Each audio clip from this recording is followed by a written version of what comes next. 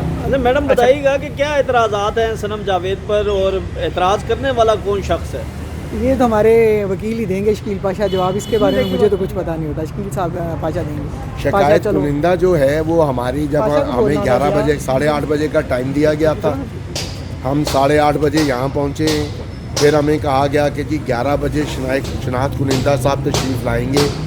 हम इंतज़ार करते रहे। 11 बजे हमें उन्होंने अंदर बुलाया। हमने जाके सारा जवाब जो है वो शकील पाशा साहब ने जवाब दिया है और जो शिकायत कुनिंदा साहब हैं वो तशरीफ़ नहीं लाए थे हमारे सामने। और हमें ये कह के सारी जो सवाल जवाब हैं वो पाशा साहब ने कर लिए थे। उन्होंने कहा कि जी जो आपने आर्गूमेंट वर्बल किए हैं वो आप हमें लिख के दे दें।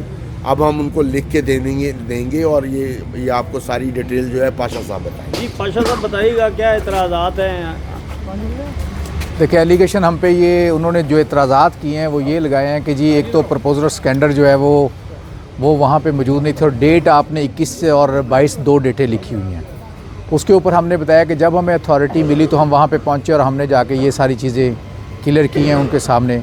फिर एलिगेशन था अकाउंट के ऊपर, हमने अकाउंट के बारे में बताया कि आपने जो अकाउंट के बारे में लिखा हुआ है उसके ऊपर ये दो चीज़ें हैं कि एक ख़ातून जो जेल के अंदर है उसने इलेक्शन लड़ना है तो उसके इलेक्शन के जो अखराजात है वो किसने अदा करने हैं। ज़ाहिर है वो किसी को या तो ऑथराइज़ करेगी या कोई जॉइंट अकाउंट यूज़ करेगी। तो हमने उसके ऊपर उनको बताया कि चूँकि उसका जॉइंट अकाउंट था, उसका फादर उसको ऑपरेट कर सकता था, उसको हमने वहाँ पे लिख दिया। तो इस तरह के एलिगेशन उन्होंने इसके ऊपर लगाए हुए। कोई ख़ास कर इतना कि एलिगेशन नहीं है जिसके ऊपर हम सोचें कि वो बहुत बड़ा एलिगेशन है। जस्ट ये है कि उसको हरासा परेशान किया जा रहा है कि वो इलेक्शन प्रोसेस में अपना रोल अदा ना कर सके।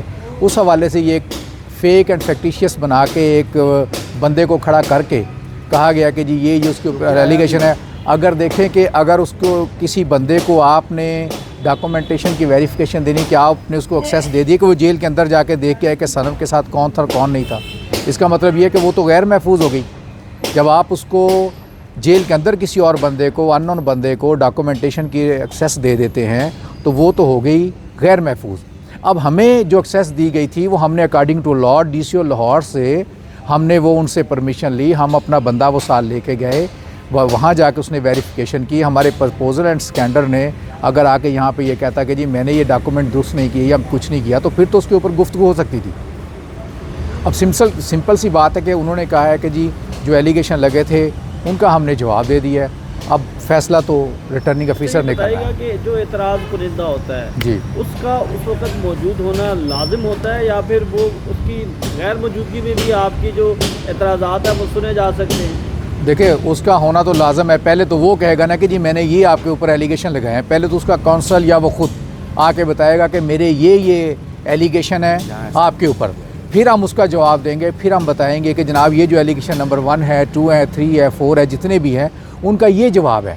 लेकिन यहाँ ये था बदकिस्मती के साथ कि हमें 8:30 बजे का टाइम दिया गया, हम 8:30 बजे पहुँचे। फिर हमें 11 बजे का टाइम दिया गया, हम 11 बजे पहुँचे और हमने फिर आर्गू किया। लेकिन वो जो शिकायत कुनिंदा था जिसने ये ऑब्जेक्शन रेज़ किया था वो मौजूद नहीं था। रिटर्निंग अफसर जो हैं वो शिकायत कुनिंदा का इंतज़ार करते रहे हैं और इसलिए आपको बार टाइम यस, लेकिन वो हमने फिर अपना आर्गूमेंट कर दिया उसके ऊपर।